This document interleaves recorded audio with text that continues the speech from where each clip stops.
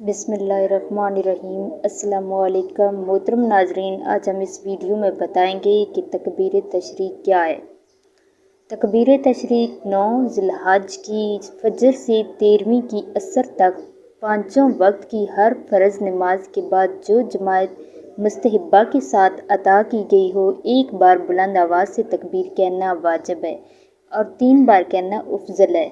इसे तकबीर तशरीक कहते हैं और वो ये है: अल्लाहु अकबर, अल्लाहु अकबर, ला इलाहा इल्लल्लाहु वल्लाहु अकबर, अल्लाहु अकबर वलिल्लाहिल हम्द।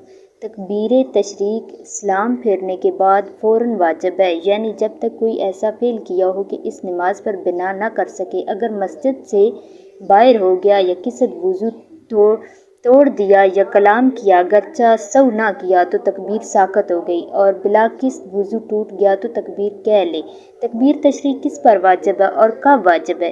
तकबीर तशरीक किस पर वाजिब है? जो शहर में मुकीम हो या जिसने मुकीम की इक्तदा की, अगरचा वो इक्तदा करने वाला औरत हो या मुसाफिर या गाँव का रहने वाला हो।